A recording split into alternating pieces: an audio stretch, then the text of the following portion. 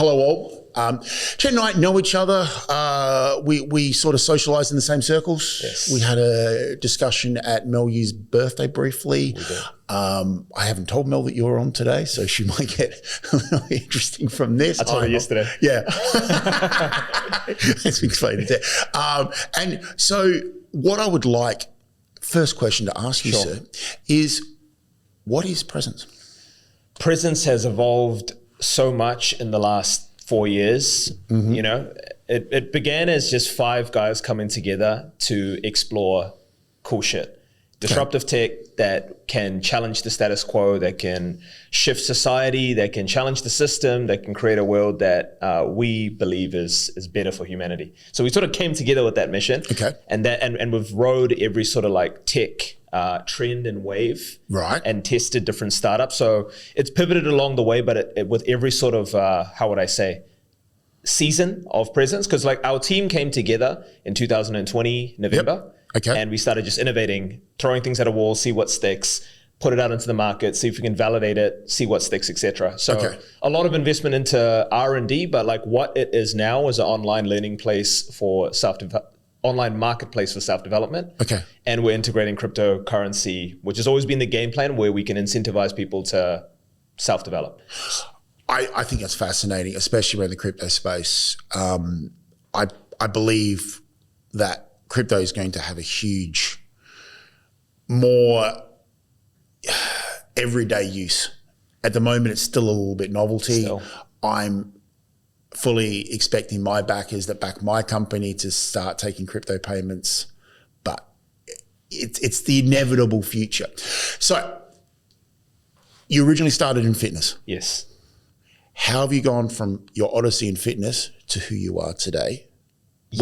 Where's this gone? Because your background fascinates me. Like fitness is something I've always been interested in, health, mental, that, but like you seem to take it to the next level. What have you learned from that? What lessons are you bringing in today that you bring from your fitness days? I feel like what brought me into fitness answers that question. So growing up, parents immigrated from Malaysia. Yep. I was born in New Zealand. I've got one older brother, simple family. We had everything we needed, but nothing extra. Yep. Dad worked multiple jobs. Mum worked multiple jobs as soon as she could. Yep. The first sort of spanner in the works, when I was 10 years old, Mum got diagnosed with cancer. Sorry to hear. And after 4 years, she passed when I was 14. And that was like almost the beginning of my story in a strange way. You know, you get 2 weeks off from school to grieve, and then you're back to reality. Like you're back to school. No counseling, no nothing. So then I had a lot of emotion, anger, confusion, just stopped applying myself. That, I'll do the fast track and we can dive in. Dive in. And then that eventually just, you know, what you put out there into the universe is exactly what you get. So I attracted more people with anger and broken families. So that law of attraction works in weird and wonderful ways. I've spoken about it so many times. So precisely. People don't believe me when I say, but I you know, the law of attraction, you attract a certain type of people around. Yes. And it's only with like, you know, you connect the dots looking backwards where you learn those lessons about maybe hanging around those people might not have been such a great idea. It works for now. Yes. But as you develop, you know, you kind of have to shed these people. Definitely. So, you know, when your mother got diagnosed with cancer, obviously that still plays very heavily today in your philosophy in life. No doubt. How do you think your mindset has evolved to be the leader that you are today? I feel with the events that have happened in life, starting from Mum, and that was just one, you know, the world that I started to get pulled into and the extremes of that world, it's almost like I had to learn how to adapt extremely fast. I didn't have a choice. Because it's either the thought of taking your own life or adapting to what is continually. And then after a while, you just end up being this person, almost like where ego came in clutch or pride came in clutch, where I can't actually take my own life if I tried. And I've thought about it many times over the years. I completely resonate with that. And I guess it's becoming comfortable with becoming at peace with what's happened. That's it. Because it's happened. it's happened, and the event itself, as tragic as it is, and is people either use that as a starting point, a start off point to better their life, or they use it to basically crash their life. And sometimes the crash is the guidance to the betterment. I sort of had a 10-year crash to realize the crash made me into who I was becoming. Do you think that has played a pivotal role in your coaching business? Because what's happened, you can then instill that into others. Extremely. I feel like you can't guide anybody to a place you haven't been, and you can't teach people what you're not. I'm being diplomatic today. Please. I love diplomatic. I truly believe that people think that they love the victim mentality. They don't actually want to fix anything. They don't actually want to improve any. They want to spend money with you. But they're using your coaching services or anyone's coaching as a tick and flick sort of exercise, like doing reps at the gym. 100%. I did the work today. I like what you touched on, because my style is very unconventional. That's why I don't have like a core staple program, and I'm not doing the the road show with the workshops and everyone like run to the back of the room and sign up, because you're right. There's almost like this paradox that no one actually wants to face their shit and grow. No. And they just want to keep signing up to something to feeling like they're growing. And that's almost that. I'm the anti of that. It's like the rush is better. So they want to make sure that, they've done it, and then, they can charge the socials up, and they can tell all their friends that they've done this, and they've been enlightened, and they do the dinner parties and this, but like that's all surface shit. And then at home, they're exactly the same person. 100%. I find that the more time you spend on this rock, you either learn from the past, or the past just keeps repeating in different forms or different relationships.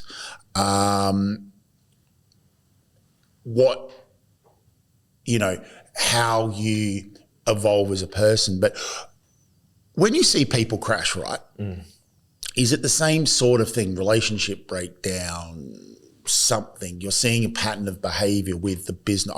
I assume most of your clients are higher level managers, directors, that level of stuff. What are you seeing in common patterns of behavior that you see time and time again that you need to correct? I find majority of my guys are usually across all skill levels, but one commonality is there's some form of a startup or a scale up in mind. As in, there might be a high level director with years of experience, but they want to implement something new. And the new is always on the other side of almost a lack of fulfillment. Yep. So the correction, if that's a really good question, what sort of comes through to me is everyone's trying to get to something. And they think that something is going to answer this itch they have. Yep. But when you scratch that itch, another itch appears. And that's something that I've had to learn in my life. It was like, all right, cool. Let me get over my mum and get a secure career. So before fitness, I went into civil engineering, and I was a civil engineer. Okay. How long for? 2007 till 2014. Okay, I'm going to link back to that in a second. Okay, yep. So very systemized mind sort of comes in, the professionalism comes from that world. So I thought that was the key, and then I was like, okay, cool. I'm miserable in this. I need to get the fuck out of here. Yep. Let me get into what do I love? I love gaming and I love fitness. It's going to be hard to be a professional gamer, so I'll just become a PT. Yep. Okay. Went into the fitness industry. That didn't scratch the itch. Cool. I need money. So I hear that a lot. Yeah, you need to start a company. You need to become a millionaire. Done the startup. It's a good start. Started to scratch that first $1 million valuation, etc. Cool, I need 10 million. I need 100 million. And then I started to be more curious. What the fuck is that voice? What's that voice? And that's where I started to lean deeper into mindset, spirituality. And even that itself, once I find the voice out, the voice will stop. But you realize it's almost like this constant inner dialogue. And that is in everyone. And when you can almost build a healthy relationship with that inner dialogue, which they say is your mind or your identity, it naturally will desire things. Like humans are going to have our natural desires, but the desires don't dominate you.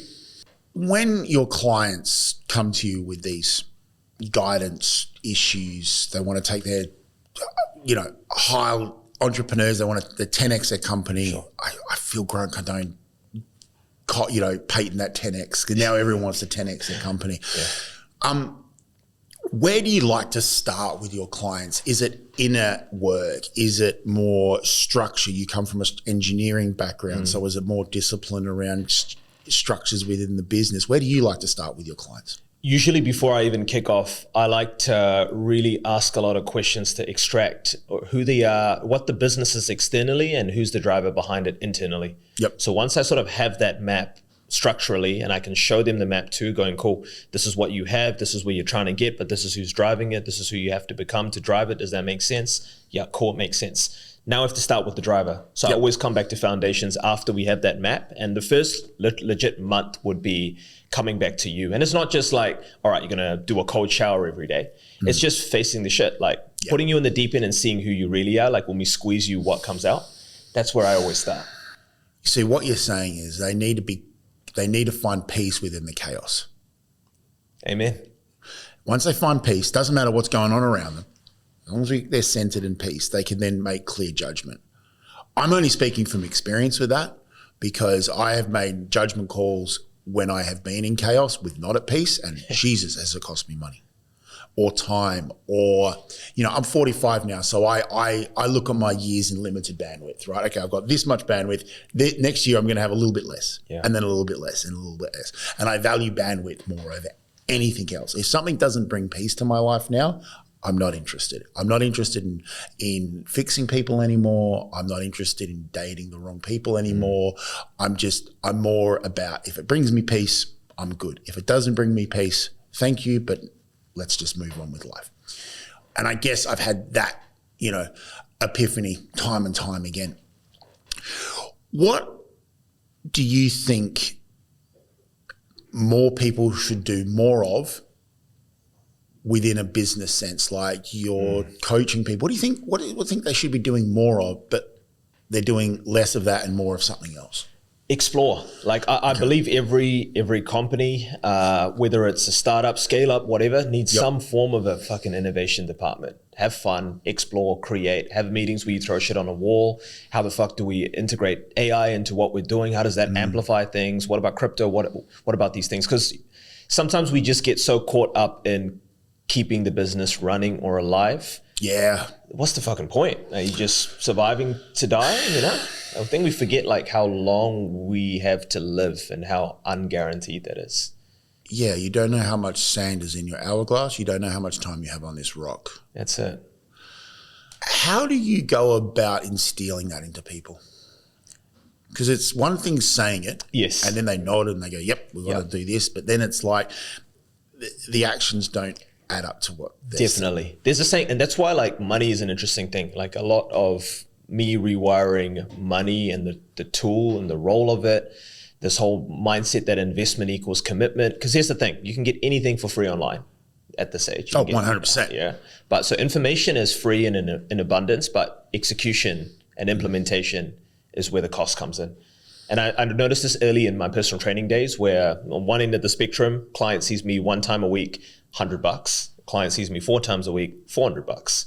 The $400 client does all the meal plans, dry July's, not drinking, everything. The $100 client is a mum having wines on the weekend, seeing me the next day, no results, extreme results. So I started to notice, okay, where you put your money, you actually fucking take it serious.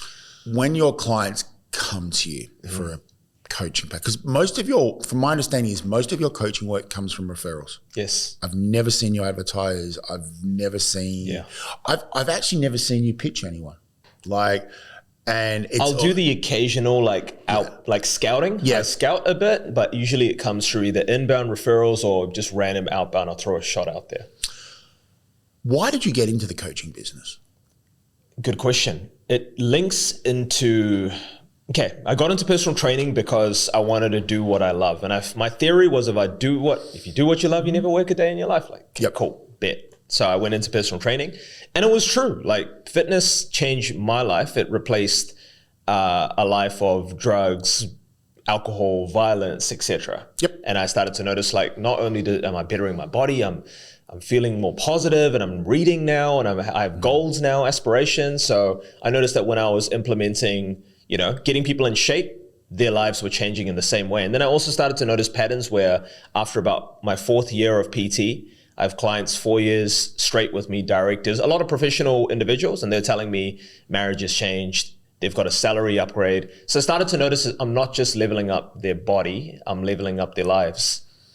And then I felt very boxed because they would say, yeah, all of these amazing things are happening, Chent. So I want to lose 5 kgs. And I'm like, fuck, I need to get the fuck out of a gym and free myself and expand what I really do for people. I've always struggled with my weight, and I'll lose it quickly, gain it back on, and it's always directly linked to my stress levels. Of course. Up and down. Right.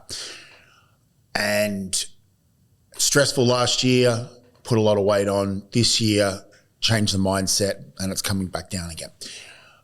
When you've had obstacles in your own life, okay, as have I had mine, and you're dealing with this, when you're instilling that into your clients, how vulnerable, do you find it being a bit more vulnerable with your client base a good thing or a bad thing? Like when you talk about your own obstacles, you know, the people that you're hanging out with, the violence, the all that stuff. Like what I'm trying to ask is do you think being vulnerable to your clients is a good thing, or is it a case that they don't listen and they want to have their thing and you find them, you're being a counselor instead of a coach? True. I think you need to know the best of both worlds. And I feel coming from, you know, some time in corporate and understanding that world and always having a level of corporate clients, I know how to almost break through and meet them on a personal level, but then draw clear boundaries where it's like, cool, that's personal. That's why we can trust each other. I've gone through shit. You've gone through shit. I hear your shit. I feel you. But all that being said, we got to action A, B, and C now.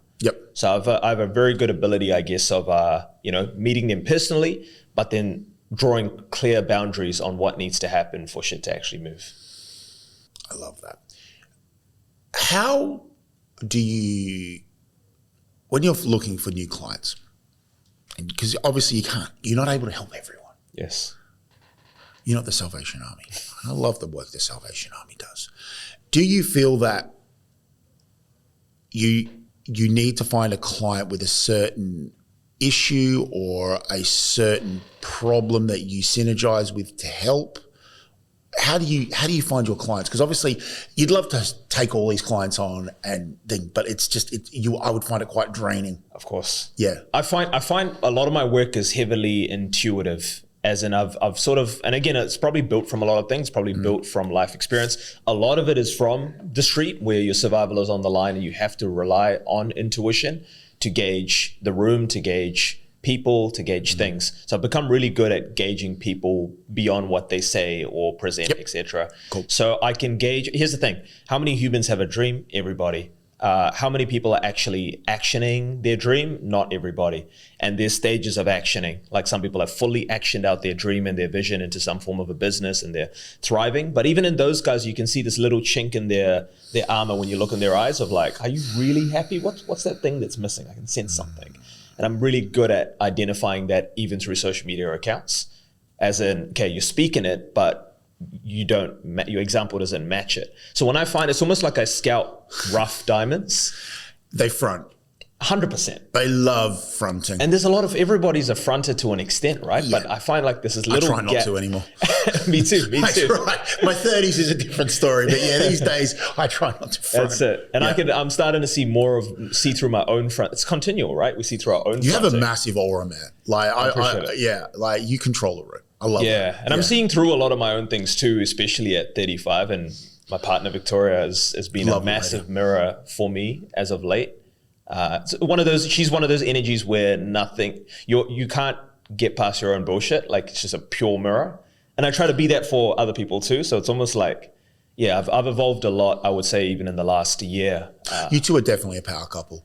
You know, that harmonious relationship that you can bounce back off. Do you believe that a business owner, a senior manager, an entrepreneur has to have a certain mindset to be successful? And if so, what is that mindset? 1000%. And I would say this is the mindset required to be successful isn't always a healthy mindset. So it's your definition of success. Like you can not give a fuck about energy and being good or anything. You can just make sense of the market, just do what has to be done to make sales, borderline manipulation in the art of sales persuasion, and you can be successful financially. Funny you should bring up manipulation in the sales process. So I trained with Jordan Belford, Wolf of Wall Street in 2011, before the movie came out. Gotcha. Did his 3-day course in Sydney, spent it, I think it was me and 500 people in the room, right? Learn a lot about ethics, ethics.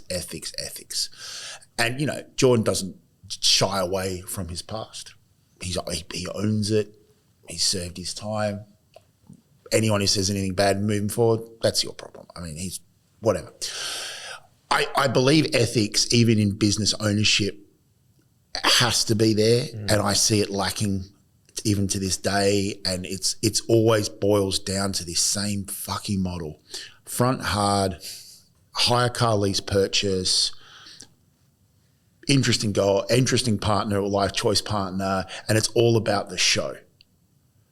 And I would find that type of client very hard to coach.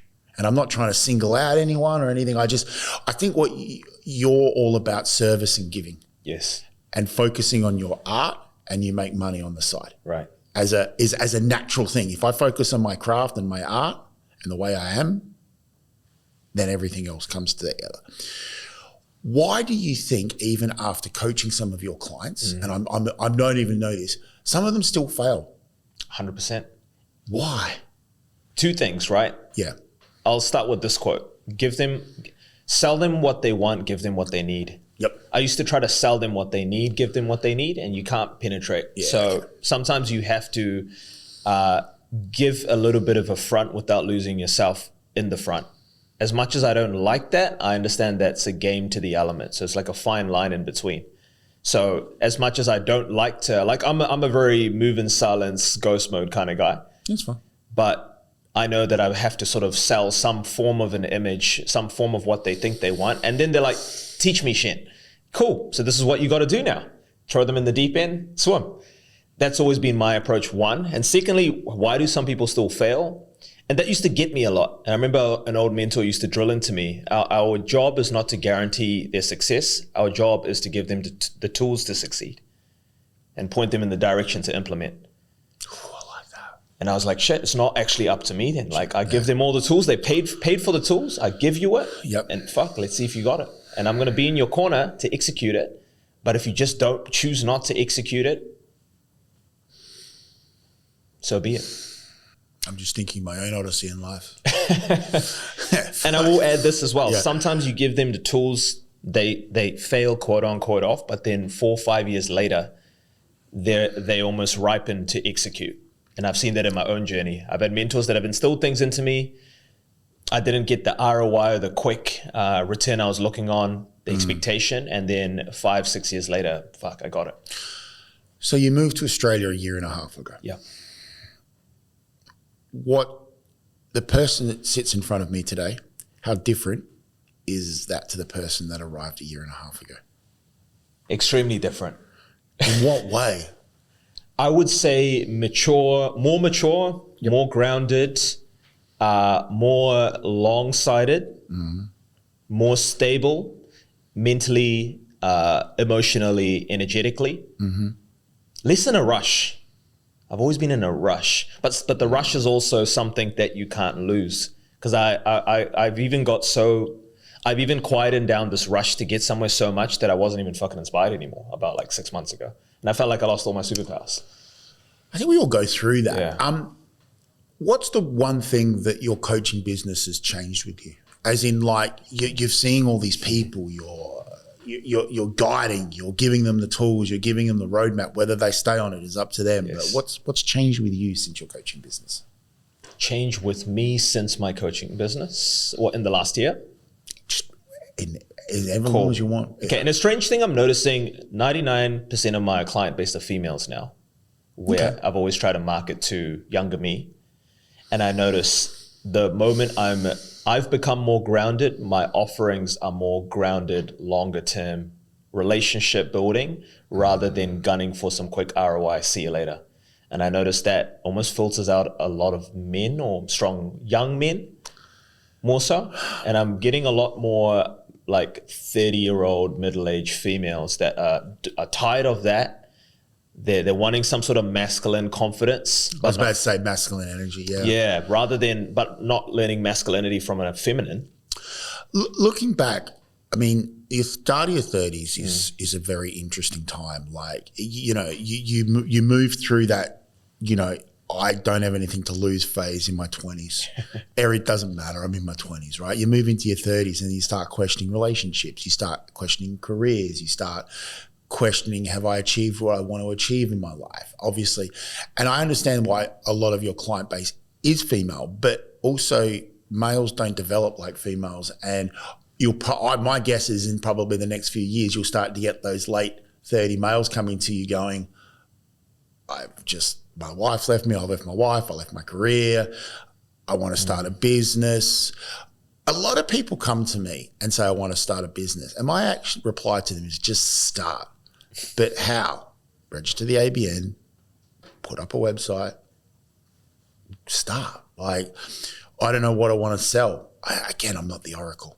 Like, I started TRS off the back end of a business failing when I moved to Melbourne with $5,000 in my name 10 years ago. And like, I had no idea. Like, just start.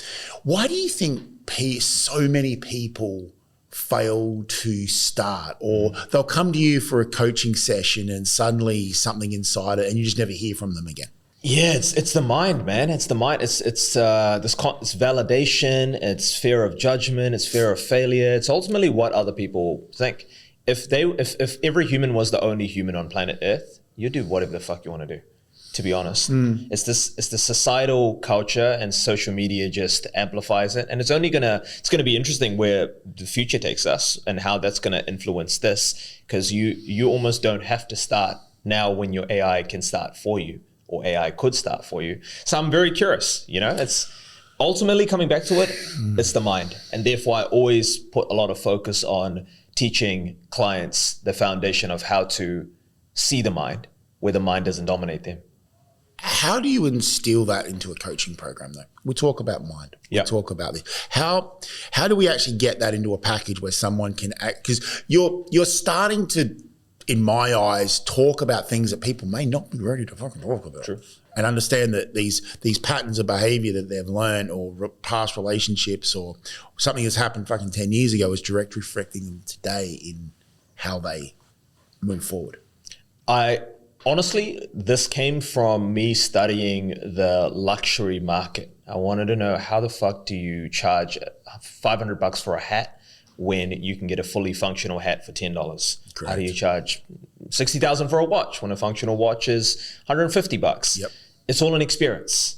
Like, yes, Rolex buying a status, etc. But like, at the end of the day, it's experience. If you go into Louis Vuitton and you buy something, it's an experience. Whereas if you go into Big W and you buy something, the experience doesn't match the Louis Vuitton experience. So coming back to the question, I find if you can leave people with experiences, you shift them. So I can show you the mind in a moment and leave you with an experience where forever it's in your system going, fuck, what was that? And if you can give people that experience of observing the mind live over and over and over and over again, they build up this muscle of awareness, which is what I call awareness, where now you almost can't switch it off. Like, I can't unsee the mind at any given time. Like, I can see the dialogue right now. Is this making sense? Yeah, cool. This sounds like a good thing. Keep going with it, etc. Should I do a live example? Should I not? We'll wait till he asks me. I can see that while I'm also talking. It's like a secondary conversation is always on here. Where have you developed that from? Is that from your engineering days? Is this discipline and structure? Is it pain? Pain. Let's talk about, are you comfortable to talk about pain? Oh, 1000%. Let's talk pain. Okay, in moments when you are at your end and fuck, I'm gonna do it, how do I kill myself? Oh, like, even that is a voice. And you'll find that in those moments, you could say it's just you and your mind, or you and God, or you and the universe, whatever. Like, in those moments, you really start to notice the extremes of the mind. And if you lean into that curiosity of what is that? What was that thing? What is that loud voice? Whether it's deep depression, etc., you're going to lean into some form of meditation. Was this the lowest point of your life that you're discussing now? I have multiple.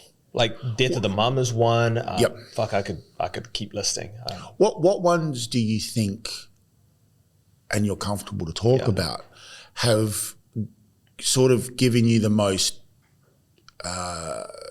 the most, like, you've learned the most from, and you've gone, fuck, that was a low point, but I realized that for me, one of my lowest points is when I lost my first recruitment company, and I trusted a lot of other people.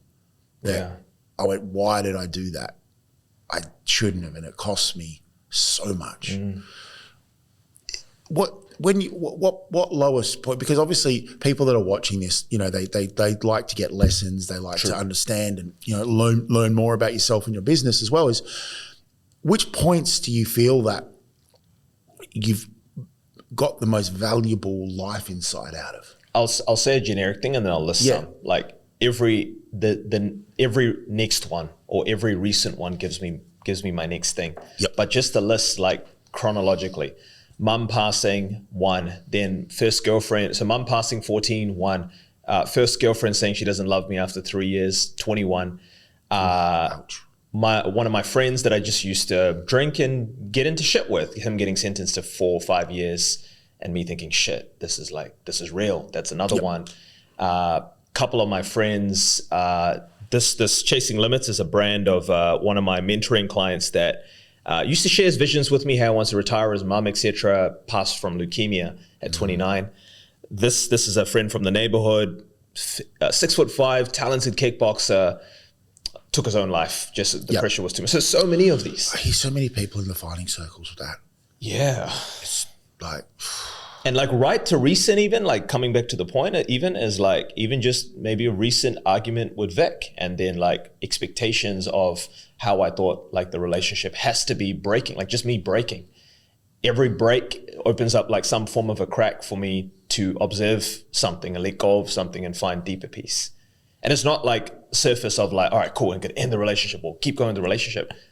Things just keep happening. Like a relationship is beautiful, but there's something in me that dies every time. It's almost like a heavy expectation has fallen short. There's been many in business too. My first tech startup, ARX, smart glass business, fitness, gamifying fitness, smart glasses. My whole vision with that was the Tom Bilyeu story, Quest Nutrition, where I was going to exit it, refresh my account and see unlimited zeros. And then as I started to move in that trajectory, me and my business partner wanted different things, and then it quickly went to pretty much nothing. In the 3 businesses I've been involved in, it was my first business, I had a partner, it was my best friend, and it didn't quite work out. You know, I think the Tom Bilyeu Quest story is a great story. Yeah. But, and no disrespect to Quest or Tom or anything like that, it's not, his story is a unicorn story.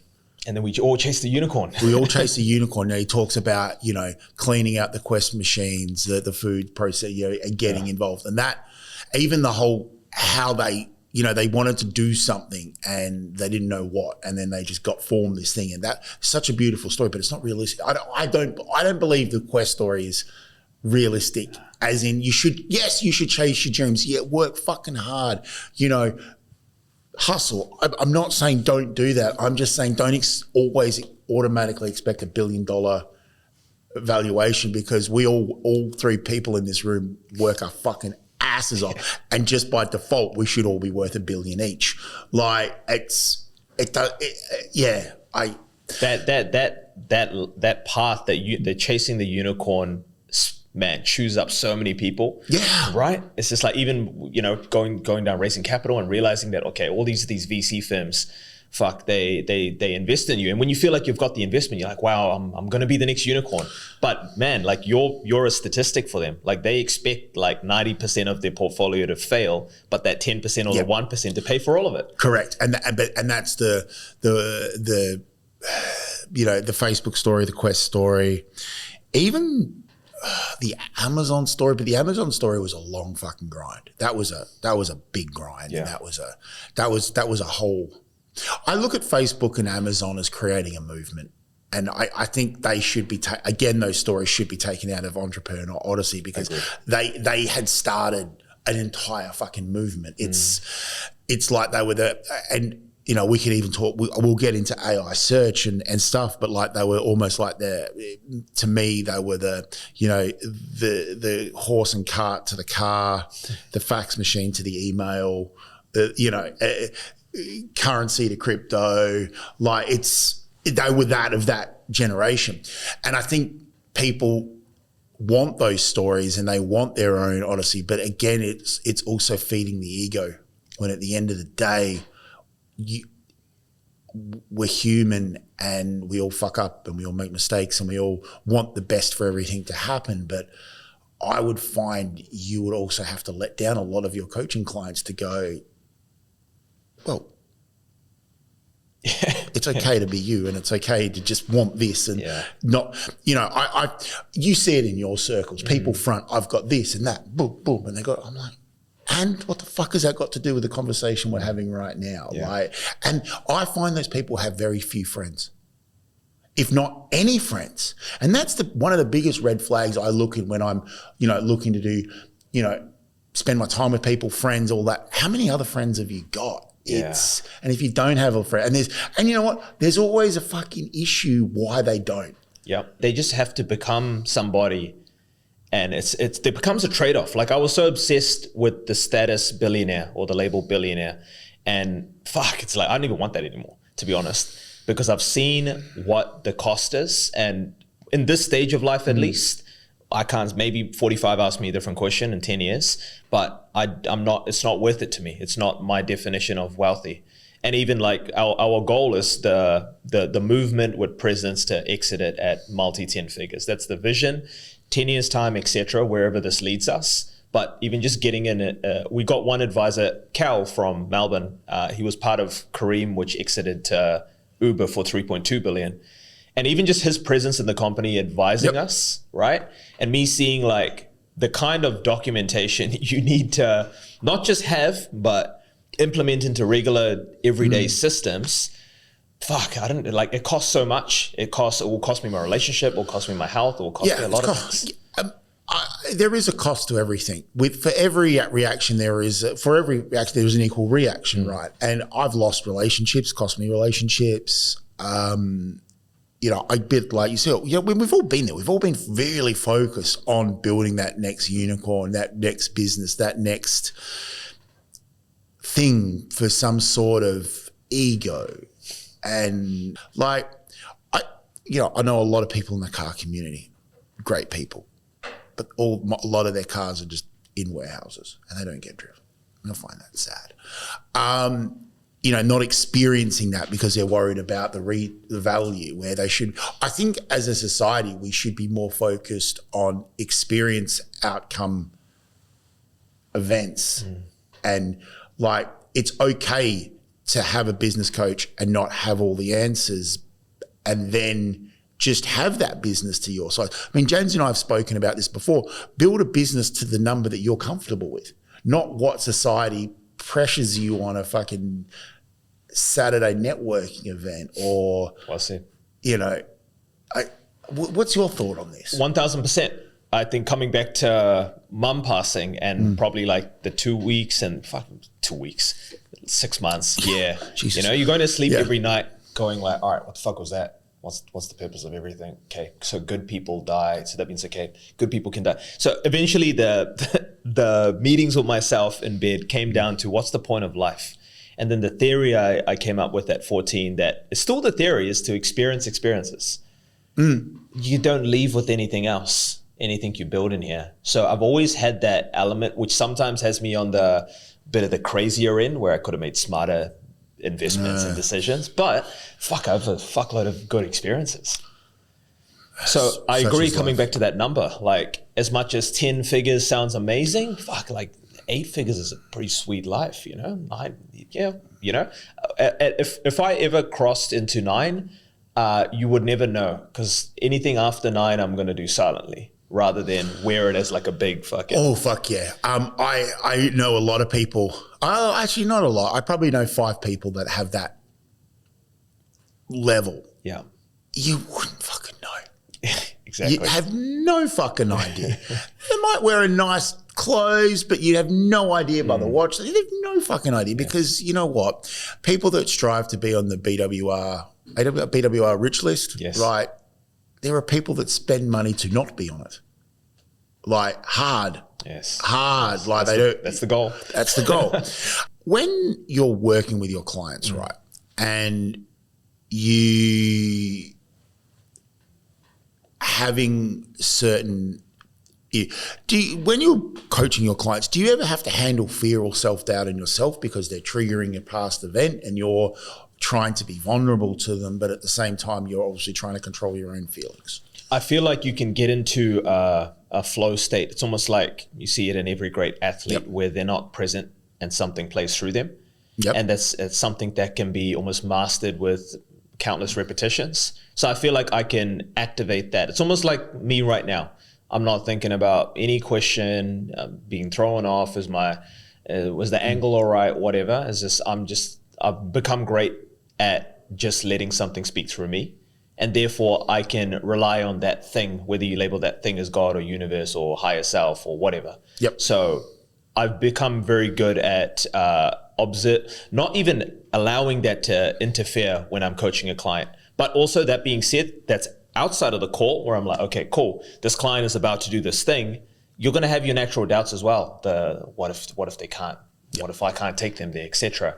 And that's why you always have to be a student of your own teachings and stay a student of life. So you're continually using that as a mirror for yourself, because you never get to a point where all fear stops and you're some god. We're all humans, you know. What helps you to keep going? As in daily, what helps you what helps you keep going in what you're doing? I feel like it's gonna sound weird, but fuck it. That's who I am. Man. I've been on very good behavior today. I've only sworn once. Fuck it. Let's start swearing some more. I would just say being a fucking human, like my human tendencies. I wake up and then I feel like I'm not enough. I can see that. Cool.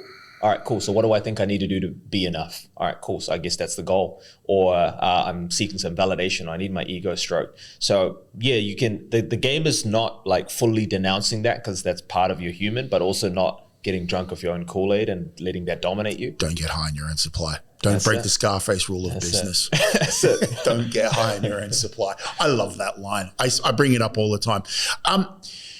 When your clients are feeling heavy or because I feel your clients are very vulnerable to you and see, how do you bring them back to a sense of, levelness? Like they bring them back to zero so they can you can coach them and guide them. Yeah, it's an intuitive thing again. I think this is where the gym and the art form of even bodybuilding comes into big for me. Is like there's very structured things in bodybuilding, numbers, time under tension, 8 to 12 reps. But in that 8 to 12 reps, you can feel if you need number 13. You can feel if 7 was good enough. There's a feeling you develop with each repetition, with every muscle group. So even with each client, if they're in chaos, I can feel if they need to stay in that chaos, and I'm going to tell them, you know what? Enjoy. I'm going to message you in 2 days. Enjoy what you're going through. So I won't just jump in and save them, but I'm able to intuitively feel it. Whereas the other times, sometimes it might be space. Sometimes it might be a hard word when they're looking for some form of like consoling. Sometimes it might actually be support and love. But I've built from repetition the ability to sense what they need and give them that. Do you ever feel like the advice you're giving is not enough? They need something else, or it's getting off the business, the reason they're here, and it's getting more psychological. What would you do? How do you manage that? Because obviously there's got to be a line between, hey, we're getting into some fucking uncharted territory. Yeah, well, that's the thing. For me, nothing is uncharted. Okay, I'd love that. Yeah. Tell me more. Because the driver of the business is the driver of the business. The shit you think you're not, you swept under the rug is not swept under the rug. You're wearing it on your fucking face. To be honest, you're wearing it in every sales call. You're wearing it on stage. You're putting the act on. But what happens if you address that little thing? So it's always addressing the unaddressed things that lead to the biggest external shifts, I find. Like generic, improving, optimizing your sales system and stuff, fucking boring to me. Like anyone can do that for you. And that doesn't mean and I don't that's do changing as well, like especially with email view rates crashing.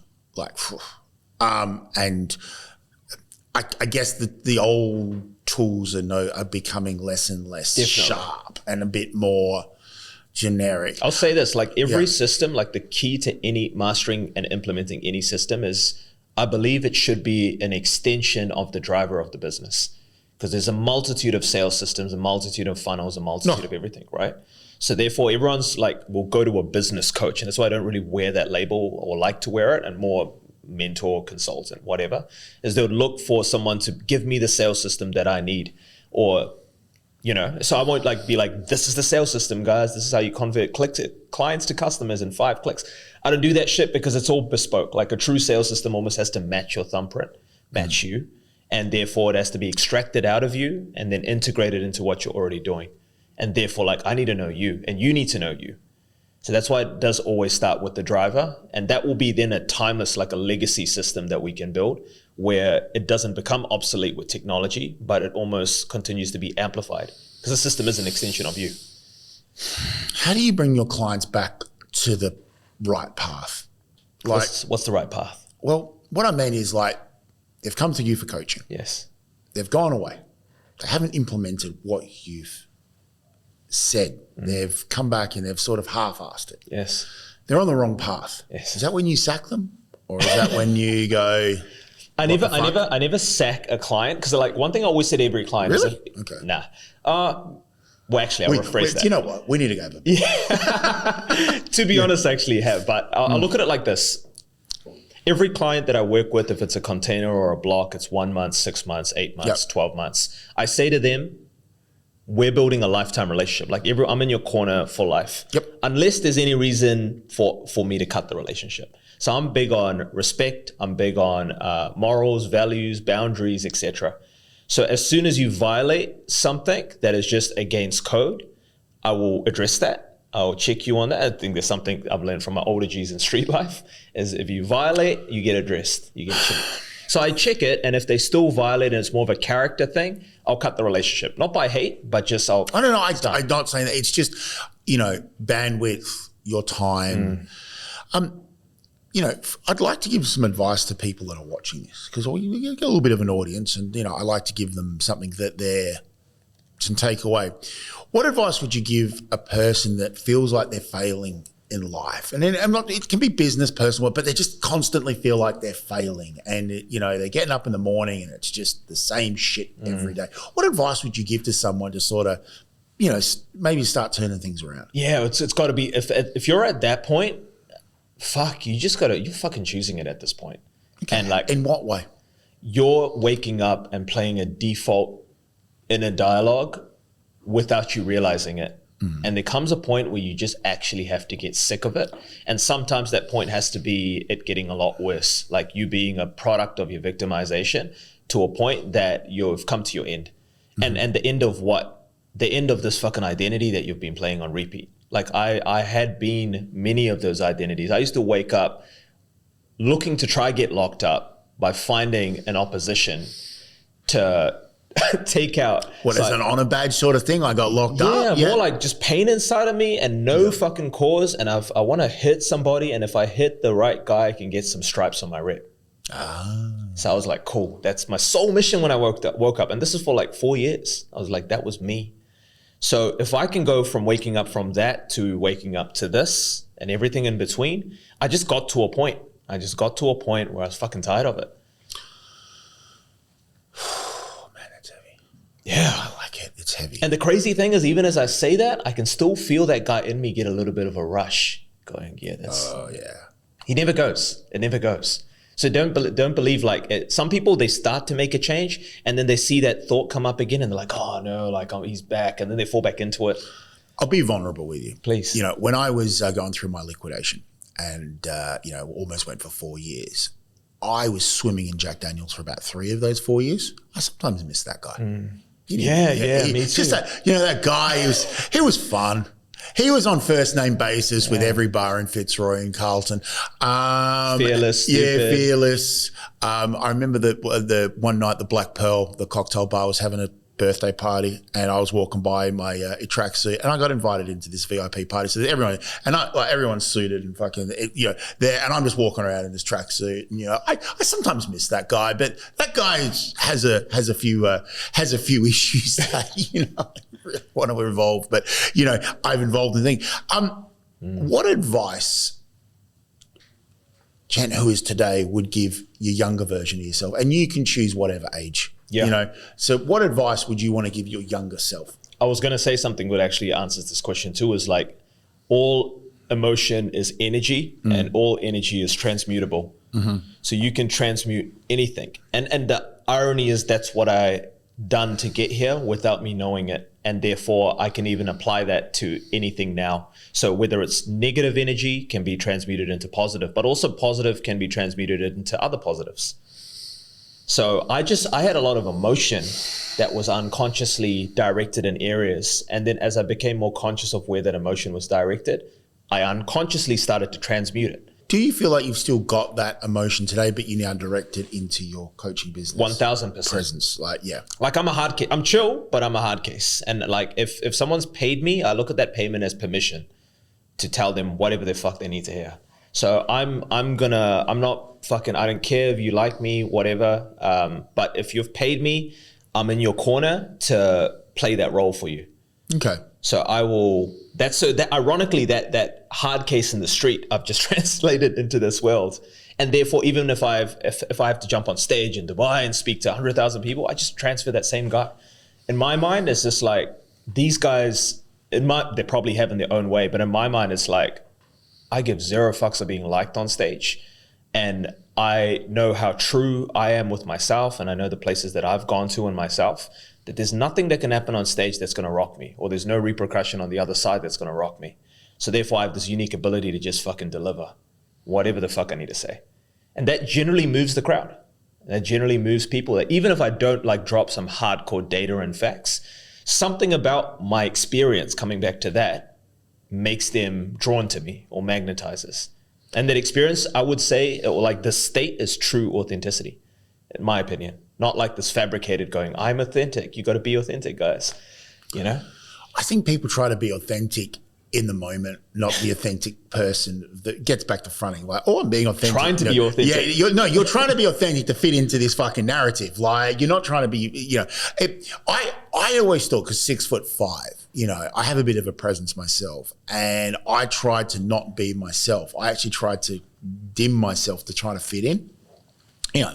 Because you want to be liked and you want to think. Now I don't give a fuck, but it's like I've had to go through that odyssey of self-discovery to being, actually, the person I am is okay. And if people don't like it, fuck them. But getting to that point, like being comfortable in front of a camera. Like, as I said, I look back at my first podcast and I go, oh shit, like, I think you evolve, and your coaching business evolves you. And you now know you're very comfortable in the odyssey and the path that you're going on in life. What advice would you give someone that doesn't know what they want to do with themselves? They're lost. They're trying to find something, like they're trying to find something to be passionate about. They hate their job. They hate their relationship. They don't like the relationship with their family. They don't like their weight. They don't like anything about their life at the moment. What advice would you give that person? It's going to sound fluffy, but it's extremely practical. You got everything is a projection. Yeah. Okay. Everything is a projection. Everything is a mirror. So you see the world not as it is, but as you are. So everything, the shit you don't like is something in you that doesn't like yourself. There's something where you don't like yourself and you're seeing it in that thing. Yep. Sometimes it's not direct. It's not like, I hate cheaters, so because I'm a cheater. It's not directly like that. So it always comes back to introspection. And here's the thing. If you're like, yeah, I've tried the retreat, the meditation. To be honest, you're going to be miserable until, again, it comes back to that point, until you have no choice. Mm-hmm. And that's where like everyone's life is almost pretty much written for them. Like as much as I can, speak, shout on top of the mountaintops, like go within and find yourself and become, a leader and lead your own movement and serve the world and stack experiences. Mm-hmm. Everyone's going to go, yeah. But then I know for a fact that majority of people won't until if ever they're brought to a point where they have no other choice. So if I can accelerate that point of no return or point of no choice by pointing them in directions to go there, and sometimes it is go for your dreams, like go try become a billionaire to realize what you really want. Deep. Deep. But yeah, I think more people need to be honest with themselves on who the fuck they are. Straight up. Like, be that. It's okay to be you. Do you. I say this to my friends all the time. It's like, do you. Like, I find it really fascinating that people think that entrepreneurs have got all the fucking answers. They're living their purpose. They're probably the most clueless. Probably the most fucking clueless. I'm an entrepreneur because I start mutinies in companies, like hard mutinies. Or I'm a terrible employee. I will challenge director meetings, like within the meeting. Yeah. It's like, I don't think this is a good idea. What do you fucking mean? But I don't think this is going to work. I'm not. Yeah.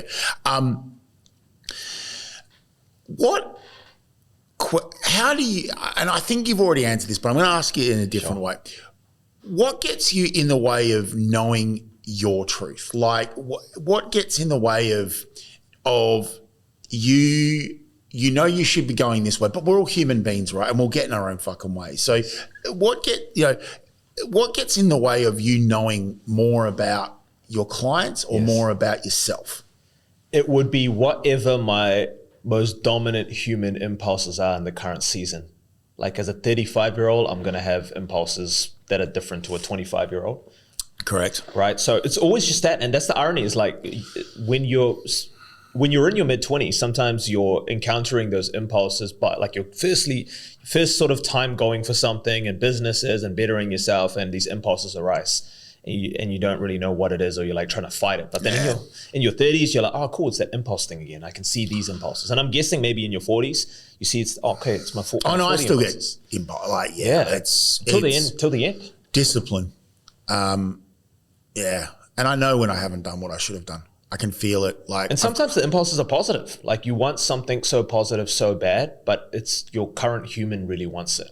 You know, your 35-year-old self or your 45-year-old self really wants it. Your 25-year-old self wants it.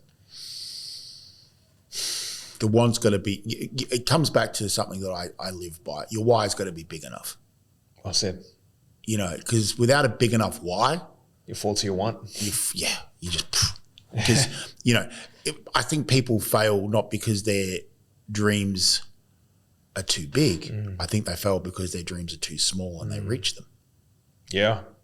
Or their why is too small, but their dreams are too big.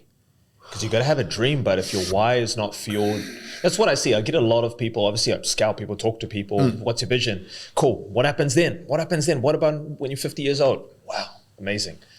All right. And then why do they not do anything about it? Ultimately is the why is not strong enough internally. I think it comes down to self-worth. Like I'm not deserving of that why. True. I'm not deserving of that. I struggle to spend money on myself in certain areas of my life. Always had no problem with clothes, that sort of stuff, but cars, stuff around the house. I've always struggled that I didn't need that. I don't, you know, and it's not until probably the last 3 or 4 years that I've actually started to feel more comfortable being the person I am in my 40s and starting to strive for those bigger whys. And I've been working for I've been entrepreneur probably all my life, but I've been independent from a job for about 15 years now. So I started, actually funny story. I started my first business when I was 27. And then my wife at the time divorced me from in the UK. So I came back. How long were you guys? Together 10 years. Wow. Only married 18 months, but together our whole 20s. That's substantial. Very substantial. Yeah. And then I started again July 2013. And basically since then, I am today. I have another question for you. And it's a question that I wanted to ask, but I think it's the perfect time. What point does silence and meditation play in a successful business owner, one of your senior managers? Extreme. Is the amount of pressure on your shoulders the higher you climb, not just in the business world, but as life progresses, just stacks and compounds. Yeah. And I find silence, stillness, meditation is just your ability to reduce the load of the weight on your shoulders ultimately, and remain poised in chaotic scenarios. And the more rapid growth, the more chaotic, the more the higher the valuation and the in and outflow of money and customers, the more chaotic. As life happens, more chaotic. You're going to get health scares, divorce, everything, challenges, death of friends, death of parents. How do you remain poised? Silence and meditation. I love that. Do you think you find your purpose or your purpose finds you? Oh, I like that. I've never been asked that. I feel like you set out to find your purpose, and on the quest to find your purpose, it finds you. What can you do to help that? Like, I think. Yes. Yeah, I don't know. Like, I know what you're saying. Your purpose finds you, you find it. But what can you do to help it? You got to go all in. Like, actually, it can't be any like what is I forgot that quote. Something about like safe ships never leave the harbor or some shit. Correct. But it's almost like if you're on one end ships are not designed to stay in the harbor. That's it. Rough seas, yeah. So it's almost like you're at the side of the pool and you can't swim, if this was a metaphor. And the only way to learn how to swim is to let go of the side and just fucking go into the deep end. You got like everyone's unconsciously holding on to some shit. Yeah. Some form of safety. And it's scary because it's going to be your security. Sometimes it might be your fucking savings account, your retirement fund. Like a lot of it's tied to money or reputation. So a lot of the things that tie us to those things, if you can put that on the line. One thing about humans that I love is we're fucking masters of survival and adaptation. I'll tell you an interesting story that I found over the years. The second I've been comfortable with the balance of my bank account, I've lost that balance within a year. Within a year. Okay, I'm good. I can chill. Yes. Gone in a year. Always. Like that. And it's like, what the fuck? Like every fucking time. Every time. Likewise. Cool, I can chill. Where'd the money go? It's gone. Like, it's and that's a constant. Yeah. Every single person I've worked with, constant. I truly believe, and this is something that it's just my personal belief, people can argue with it. I think that you should just focus on your art, your work, especially as an entrepreneur. And I'm not talking about always coming up with a new R&D. Yeah, it's very important to have R&D. I have R&D in my own company, right? And I've made the mistake of spending eye-watering amounts of money on R&D and it go nowhere. Where I think you need to be always asking people for their advice. And you know, I talk about this a lot, circle of influence. People need a circle of influence. And it's not coaches, yes, but they need good people to run ideas by. And if you focus on your craft, you focus on that, the money is a side project. It's if the money's the focus, you'll always be chasing it. You'll never be satisfied. It's just this fucking hamster wheel, treadmill. You become a fucking not a very nice human to be around. You're hustling all the fucking time. Yeah. I became more happier and successful when I worked out what balance to me means. Sometimes I'll work 15 hours a day, get a project done, because I'll say to one of the the recruiters at TRS, we're developing a new real estate and property development desk. Okay, I'll work this weekend to develop the desk and I'll hand the desk back to you Monday morning, and I'll do that every time because that's what I said I will do, but I expect for you now in return to work on that. Yeah. And then I'll take a set. And once I worked out that balance, I was a lot happier and I slept a lot better.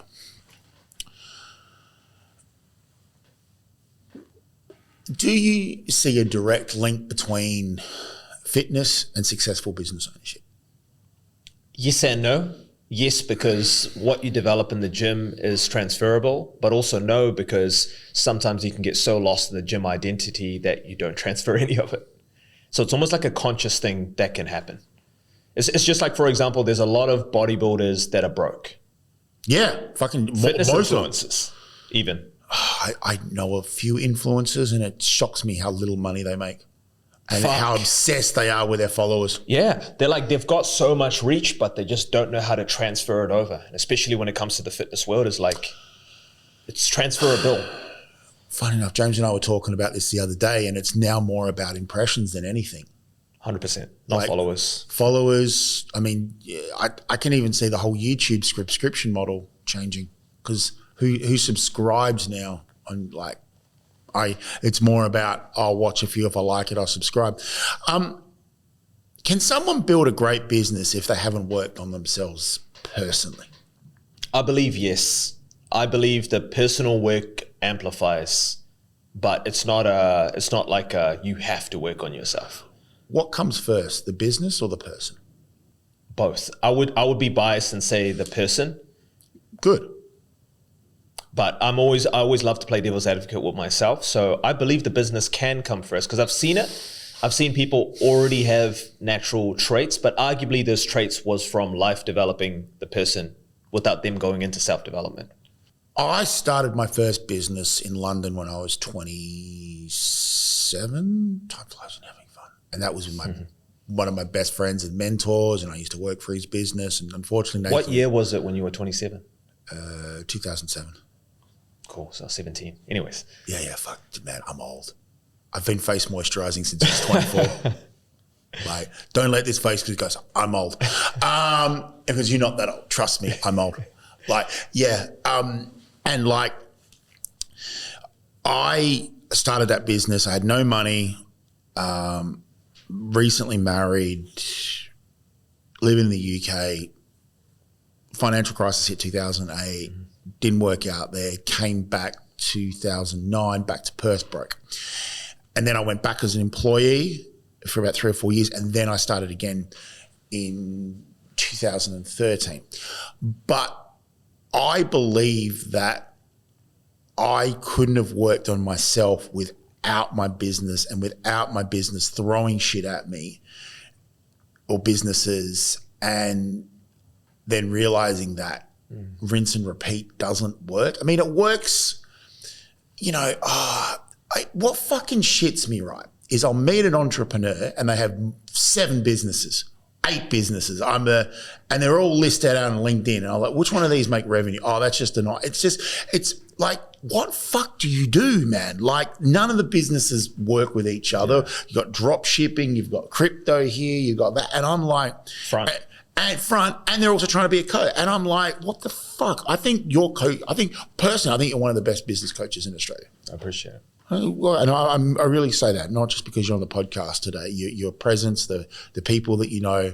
I know some of your clients. These are very, these are big, heavy-hitting people, and they come to you for guidance, and I believe they come to you for structure. How do you take your business to the next level? Because this isn't just all about us asking questions, because clearly you're evolving yourself. You're saying, you're like, how are you going to go from here to there? Yeah. One thing I'll say to start this is, I've always said entrepreneurship is the greatest self-development program itself. Yeah. That's why I've never pushed a program. I've always pushed people to start, scale, do things in their own business. So even coming back to me, my next level is going to be through pushing myself in business and continually sort of keeping myself on my toes. So bringing forward like the next, I guess, stage of presence to market is going to challenge me, because we've got a very bold roadmap. And not just that, there's always things that I'm looking at but also trying to not be that guy with the list of fucking 7 startups or 7 companies. So I'm looking at China in September with one of my business partners with presence to look at some sort of robotics startup. Yep, love it. Replace a lot of front of house staff in some of his companies, gas stations, etc. And if we can validate that model, that's like something I'd love to lean into. So exploring and bringing that to life is going to take me as a person to another level, because it's a little bit out of depth, and even just the next stage of presence and implementing and executing that is going to bring out another level of me. Because they're things that I haven't done, therefore it's going to demand a greater level of me. What role is AI going to, I mean, ask this everyone, what role is AI going to play in your business? Are you going to have an AI avatar doing a training program? Oh, mate, I could go, this could be another episode, but if I just flow with it, I'm going to leverage, I'm late on this, but I think I don't think you are. Yeah, but I think a lot of people are even later, right? They're oblivious. I'm going to use HeyGen to create just a model of Chent, and I'm going to use 11 Labs to be the voice of Chent. I believe everyone should have some model of themselves trained and ready right now, just for whatever comes out. We were just saying this the other day, right? And because as these things come out, they communicate with each other. So if I have a HeyGen and if I have Chent.ai, that's what I just want to create as just a base model, a trainable model that can then interact with other APIs of other things that come out. And then it'll be scalable. So I know that Chent.ai can give generalized Chent style information, but it can't really be me. So I'm going to do the heavy hitting stuff, and then I'm going to start leveraging and exploring where he can play support. Well, it's more like he could be your funnel. So you've got people that want to come to the next level. James and I talk about this all the time. It's always easier for James to do a podcast with someone who's done filming work before. It's probably someone for you easier to coach if they've done some basic coaching work before, because they're ready to receive, and you don't need to, you don't have to do all this work on them receiving, because I could just imagine your preliminary conversations and they're just okay, especially in the mid-30s. Yeah. And there's different ways to ride it. Like 2022, we rode the metaverse wave. 2021 was another bull run, which is one now, pretty much starting. And with riding the wave, like what I saw, there was in 2021, you could raise 50 million from a slide deck and a Figma file. Fuck, I missed that boat. Fuck, me too. And we were trying to be the company that wanted to last, but we didn't understand the game was actually just to fucking raise the capital and ride the bubble. So now there's this like novel we don't factor. fucking learn, do we? It's what happened in 2000. Fuck. And people are going to miss it with AI right now. Like AI, like 90% of shit that is coming up is not going to last. And then it will just sort of like systemizes these are the standard AI things. But there's like a novel thing happening right now. So if we can ride the novel wave and have Chent.ai as like a funnel, assistant, whatever, and I can lead the novel trend of it, you can actually get a lot of attention. Where do you think we're going where this tech's going? Where's your view on it? Your personal view?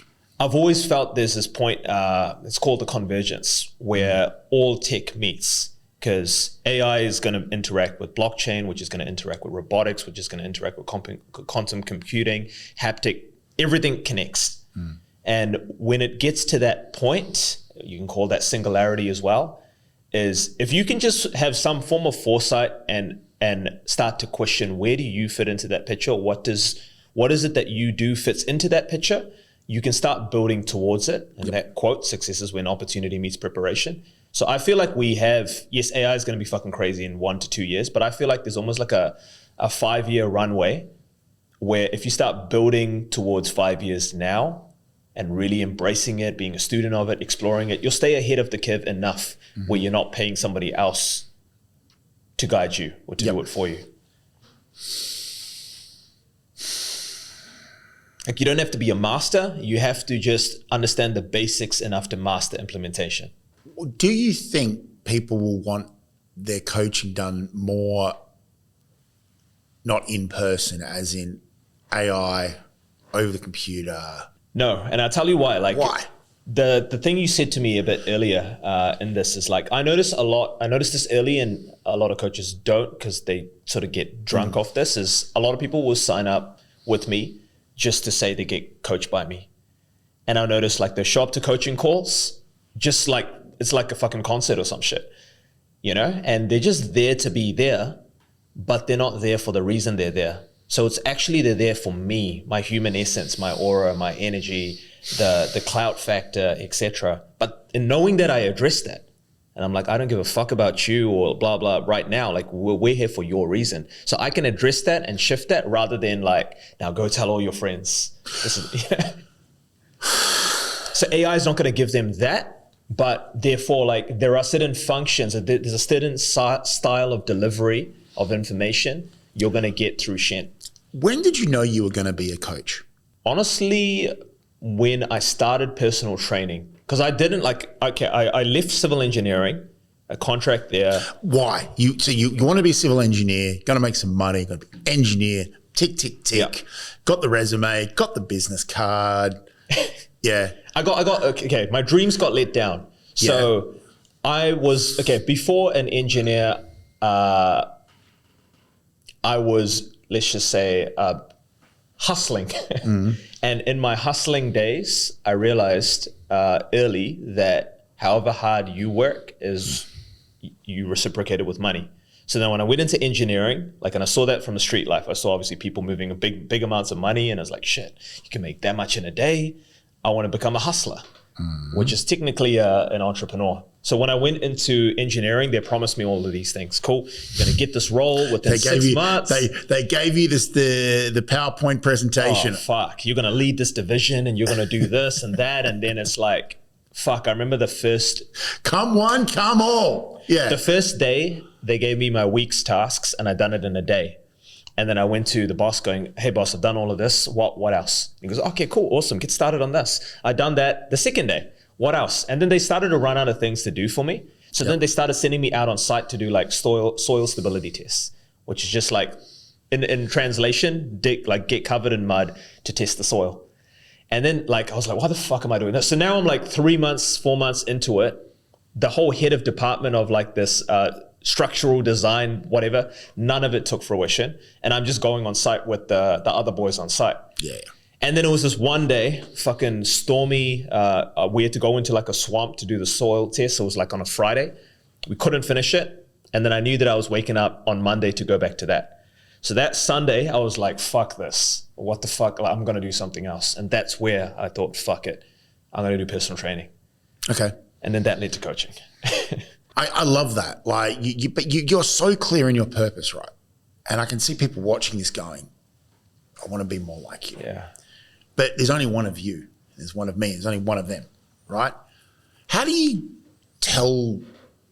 Because I meet a lot of people that go, oh my God, just, you do this, you're inspirational, you're this and that. I'm just me. Yeah. How do you tell people to be more like themselves? Yeah, it's funny.